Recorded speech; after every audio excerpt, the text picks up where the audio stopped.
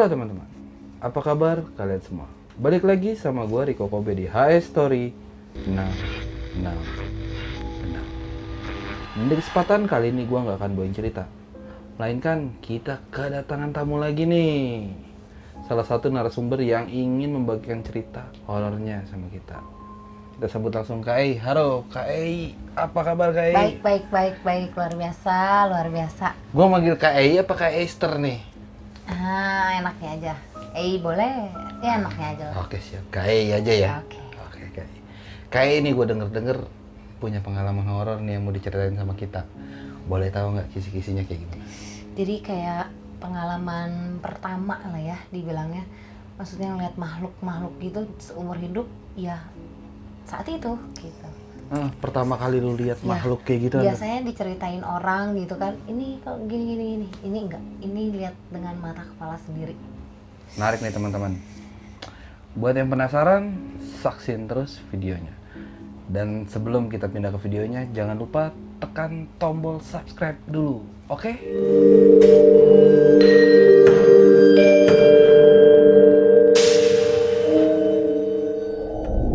Nah, buat Kai, waktu dan tempat gue persilahkan. Lu mau cerita mulai dari mana, terus ngalamin apa aja, bebas. Gimana asiknya lu aja. Jadi waktu itu tuh gue ceritanya dari sore sih ya, main ke rumah temen gue tuh banyak kan. Sorry, ini waktu lu SMA, SMP atau? Enggak, udah kerja lah, Di tahun berapa tuh Kak? Kalau boleh tahu. Kira-kira itu berarti tahun 2014an lah, 13-14. 2013, 2014an ya? Jadi memang awalnya itu sore sebelum maghrib jam 5-an ngumpul di satu rumah lah ya. Di rumah teman gua itu kita ngumpul, ngobrol lah biasa, ngobrol nggak kerasa nih. Udah malam. Tapi selesai ngobrol itu, pembicaraan mau acara itu, satu-satu pulangnya. Dan karena gua nggak bawa motor, mintalah dianterin nih sama tuan rumah nih. Cuman kan tuan rumah harus beres-beres dulu lah gitu. Yeah. Itu kalau nggak salah belum malam banget sih Be ya. Masih sekitar jam 11, setengah 11-an. Jam 11 atau setengah 11-an gitu. Ya maksudnya masih dibilang pagi lah, jam segitu ya. Belum tengah malam ya? Belum tengah malam. Kebetulan motornya dia itu ada di dalam rumah. Jadi rumahnya itu kayak masuk ke gang-gang gitu. Masuk ke gang-gang dan memang belum banyak rumah pada tahun itu ya. Masih tanah-tanah kosong, bambu-bambu, pohon-pohon bambu gitulah. Oh, di perkampungan gitu berarti Kak? Masuk, jadi dari jalan raya itu lumayan lah, sekitar 10 menit. Dari rumahnya dia keluar tuh sekitar 10 menitan. Nah, jadi ceritanya karena motor gede ya, motornya berisik. Nah, gua disuruh jalan lah duluan ke depan tuh. Karena dia harus ngeluarin motor dulu, dia didorong gitu kan motornya keluar. Posisi rumahnya itu, ini rumah, depannya masih ada rumah. Sebelah dia masih ada rumah satu, tapi setelah itu lapangan. Kayak lapangan bola, enggak dibilang lapangan bola juga enggak sih. Cuman kayak tanah kosong aja. Cuman biasa dipakai sama anak-anak kecil main bola sih itu. Ada kontrakan 3 pintu lah ya. Jadi setelah kontrakan itu baru gang mau jalan keluar tuh. Nah, nungguinnya suruh di situ karena kalau udah jalan gang keluar itu udah nggak ada rumah warga lah. Iya, udah nggak ganggu lah ya. Iya, sebelah sananya itu kalau nggak salah sekolahan deh. Iya, sekolahan. Sebelah sananya sekolahan, tembok sekolahan gitu. Akhirnya gue jalan biasa normal gitu, nggak ada rasa. Kan biasanya kalau takut kayak ada ngikutin di belakang gitu ya. Iseng gimana gitu ya. Ini enggak sama sekali. Nah, jalan lah nih, udah mulai masuk kontrakan. Kalau kontrakan yang 3 pintu tuh emang langsung depannya tanah kosong itu. Nah, posisinya memang di situ gua lagi datang bulan lah itu loh, emang lagi datang bulan. Jalan lah nih, pas masuk kontrakan pertama nih, pintu pertama masih jalan, cuman kayak di ujung mata gitu loh, Be. Ujung mata gitu. Iya. Kayak ada yang mantau. ada yang liatin. Ada yang ngeliatin, cuman kayak yang aduh gini. Kayak yang udah amat gitu. Karena emang nggak ada rasa takut dari awalnya gitu kan. Lama-lama kok kayak makin jelas gitu ya. Kayak makin jelas. Itu rasanya pengen nengok tapi takut, udah mulai rasa takut tuh. Udah mulai rasa takut, jalan. Masuklah nih ke kontrakan pintu kedua nih. Akhirnya gimana ya? Dari ujung mata itu akhirnya ngelirik ke pohon bambu. Pas ngelirik itu benar ngelirik, udah nggak di ujung mata lagi ngeliatnya. Ngelirik gini nih. Aduh, itu rasanya ya kayak dari atas kepala sampai ujung kaki itu darah langsung kayak turun. Itu ngeliat, ih tuh itu ya tante Kunti gue liat tuh bener gitu yang orang-orang pernah cerita gitu ya. Ngeliatin dia tinggi hampir setengah pohon bambu, tahu kan pohon bambu tinggi hampir setengahnya pohon bambu itu. Gede berarti ya. Gede. Duh, gimana ya, gede deh. Itu ngelirik gini, cuman dia memang gak nampakin muka. Gak nampak, dia gini. Rambutnya itu hampir selutut. Terurai ke depan gitu apa gimana? Gini. Terurai ke depan. Oh, jadi mukanya ketutupan rambut. Gak kelihatan sama sekali. Tapi emang jelas itu. Jelas dia. Wah, itu udah gak ngerti deh mau teriak, udah gak bisa teriak. Terus di pikiran tuh kayak percuma gitu gue teriak, nggak akan ada orang gitu yang nolongin. Gue mau nengok belakang juga udah nggak mau gitu, udah takut segala macam dia ngejar apalah udah. Cuman tujuan udah gue harus nyampe gang itu karena setelah itu ada kontrakan lagi ada gitu. rumah lagi gitu. Biasanya emang di situ ada nongkrong lah, ada nongkrong. Tiba-tiba nyampe lah di gang itu, terus belok, kebetulan adiknya yang si A ini nih rumah teman lagi di situ. Dan seketika itu langsung pingsan, jeder, udah nggak tahu apa-apa lagi. Udah pingsan. Tiba-tiba bangun, itu tuh udah di kursi kayak balik gitu. Lu nggak apa-apa, lu si A udah di situ, si A teman gue tuh udah di situ. Lu nggak apa-apa, pulang. Gue di depan udah lemes banget ya, pengen pulang aja udah. Ya yuk, kita kan mau pulang. Lu ngeliat apa sih katanya? Terus dia nanya sama adiknya, kenapa ini temen gue? Dia nanya, gue nggak tahu bang. Katanya. Tiba-tiba dia nyampe, cuma gue manggil namanya dia ya. Terus gelepak. Udah, gue nggak tahu dia kenapa. Katanya gitu.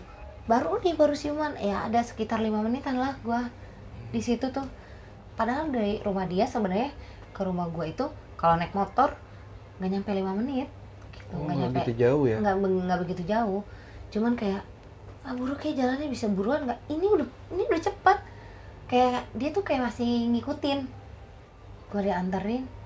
Tadinya dia bilang gue nggak anterin, dia takut kesalahan kali ya. Gue nggak anterin sampai depan rumah deh. Gila kali lu, gue cuma bisa bilang gitu loh. Jadi dianterin sampai rumah lah. Dianterin sampai rumah, akhirnya dia bilang, Om, ketemu tuh sama bokap. Dan kebetulan lagi ada tamu tuh di rumah, tamunya bokap. Om, saya nggak tahu nih tadi kenapa tiba-tiba dia pingsan dari rumah. Pingsan, ketemulah sama adik saya. Dibangunin, dia belum ngejelasin apa-apa Om.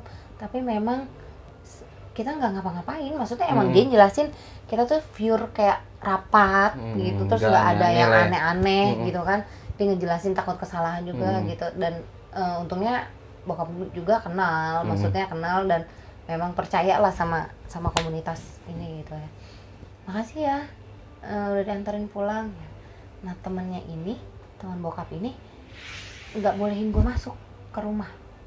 Kan gue dulu punya anjing ya. Itu anjing tuh kayak takut ngeliat gue tuh, takut. Biasanya kalau ada orang gonggong nggak dikenal tuh gitu. Ini enggak, sama sekali diem, terus dia ngumpet di di belakang kayak kursi gitu.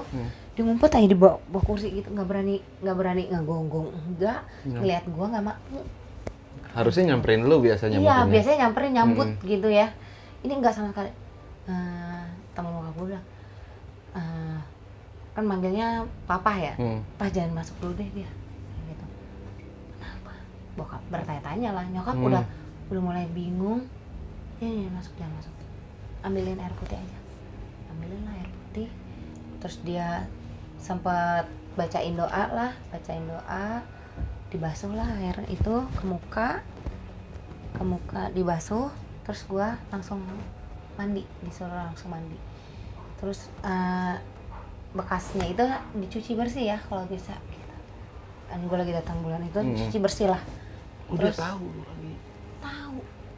Dia tahu. Cuci bersih ya. Gitu. Masukin plastik, kasih pewangi lantai. Itu gue udah cuci pakai sabun, suruh sama dia pakai pewangi lantai lagi. Ikat baru boleh buang. Udah, gue ganti baju segala macam. Singkat cerita nih, duduklah gue, suruh duduk sama dia. Cerita lah, tadi ada yang ngeliat gini pak, gini. Nyokap kaget kan. Tuh masih ada. Ngikutin dia.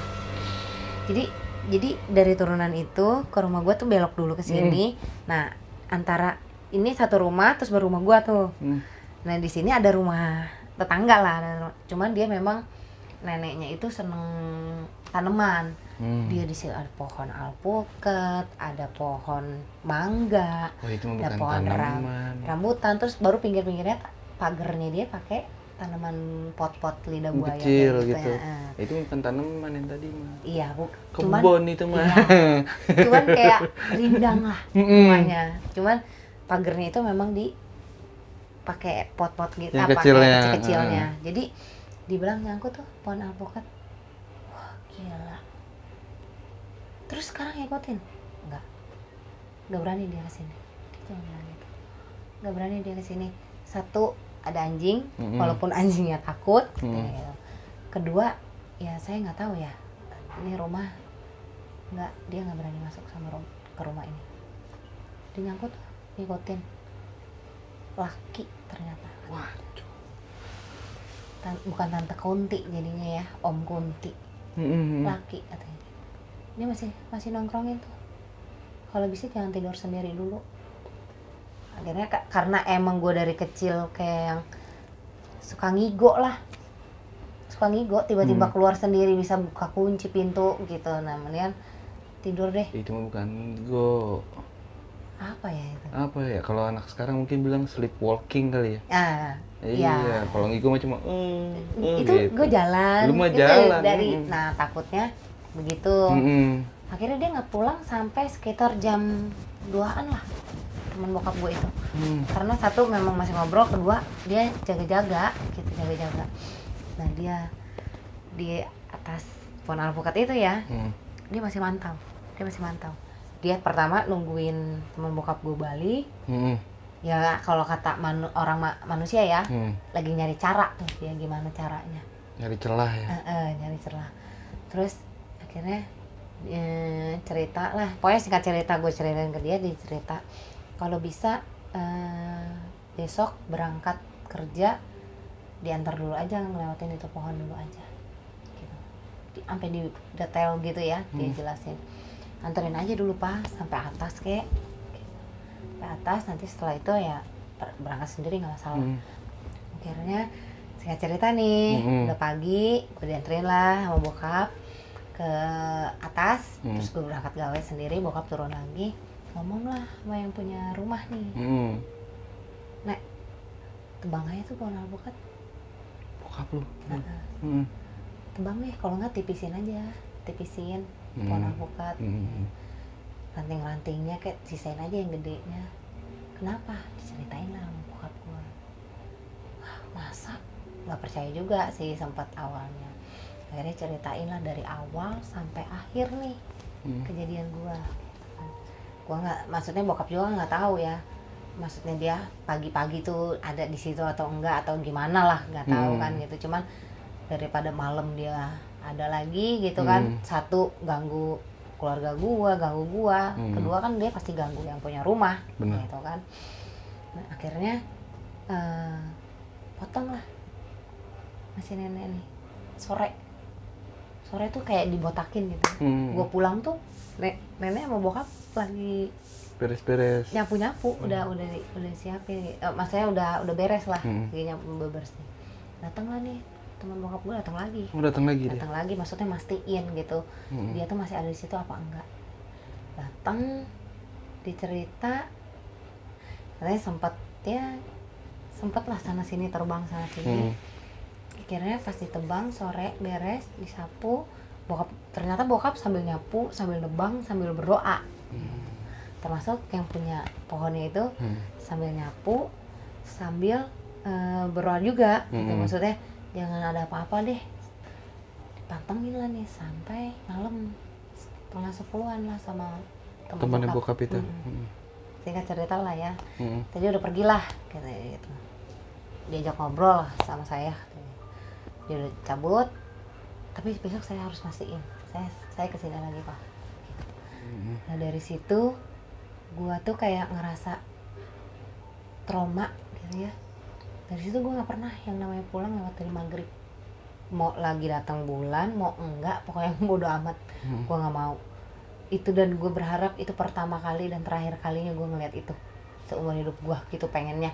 Karena gue sampai boker aja tuh nyokap duduk kayak kursi baso gitu, duduk depan pintu.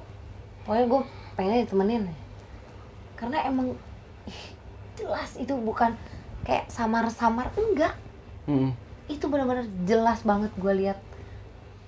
Cuman memang laki, ya gue nggak tahu ya, maksudnya mereka itu ada laki ada perempuan, gue nggak tahu. Cuman cuma lihatnya kayak gitu aja gitu ya. Cuman dibilangnya laki dan dia suka sama gue. Gila, dia suka sama gue, gila nggak?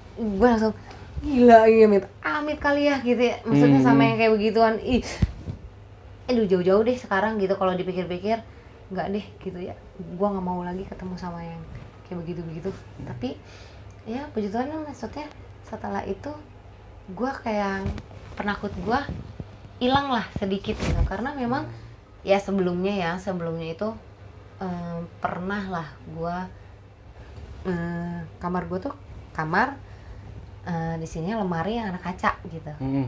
Ini kasur, kesana itu ada lemari yang ada kacanya. Ada posisinya muka gue ini pas di kaca, ngarah ke kaca gitu. Jadi kayak lemari 2 pintu, nah ini kaca, ini pintu gitu. Nah posisi pala gue tuh pas di kaca. Yang gue ingat itu kayak gue tuh pak adu-adu sama dia gitu, pak adu-adu mau kuatan mana lu gitu. Tapi yang jelas itu gue duduk, itu tuh gue duduk gini, dia depan-depanan. Harusnya kan kalau kaca ya gue lagi gitu, tapi ini mah bukan gue. Pertamanya gue nggak takut, lu siapa? Yang ada sama gue lebih besar daripada lu. Jadi gue kayak nantangin lah, gue kayak sedikit nantangin gitu. Gue berdoa dari yang awalnya suara pelan sampai sedang, dia nggak ngeliatin gue, maksudnya berhenti ngeliatin gue ya, dia nggak ngeliatin gue. Terus gue akhirnya berhenti berdoa gitu ya. Setelah gue berhenti berdoa, dia ngeledek. Apa yang gue ucap dia ledek sama dia. Iya, dia ngucapin apa yang nggak ada satu kata pun yang kelewat sama dia yang gue ucapin doa tuh. Jadi dia kayak ngulang doa gue tapi sambil gitu. Ngeledek kata gue. Makin kenceng gue berdoanya. Kan gue jadi kesel ya. Akhirnya suara gue gede, mungkin nyokap, kenapa sih lu, Dek? Nah, nyokap jadi bangun. Dek, terus gue nengok. Kenapa? Itu, gue cuma gitu, pas gue lihat aja, udah gue. Terus akhirnya gue nanya, Mah, adik tuh duduk, tidur, apa enggak? Duduk, nyokap gue. Anjir, merinding gue, goblok. Tapi merem enggak, gue sampai nanya gitu, karena setahu gue yang melek. Gue ngelihat kaca tapi bukan gue gitu ya. Tapi setelah nyokap tegor, itu baru gue, "Mah, Ade mimpi nggak ya?" Mama nggak tahu. Yang mama tahu Ade duduk.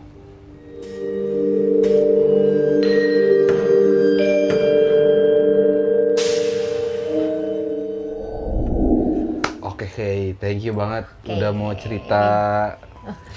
Sehat-sehat terus. Ya, sehat. Makin sukses ya. Sukses. Jangan lupa ya, Nah. teman-teman subscribe, komen, like. Wah, seru-seru. Thank you. Seru-seru di sini sih. Gue udah lihat semua. Gokil, seru-seru. Serem-serem. Serem sih. Gue kalau setiap nonton nih HS Story 666 enggak, gue pasti harus berdua nontonnya. Serem kayak kebawa gitu, Be. Kebawa. Oke teman-teman, gimana tuh cerita yang barusan diceritain sama Kak Ei? Buat kalian yang udah nonton ceritanya sampai habis, udah nonton videonya sampai habis, terima kasih gue ucapin. Jangan lupa support terus channel kita dengan cara subscribe, like, komen, dan share sebanyak-banyaknya. Gue Riko Kobe dari HS Story 666 sama Kak Ei. Kita pamit.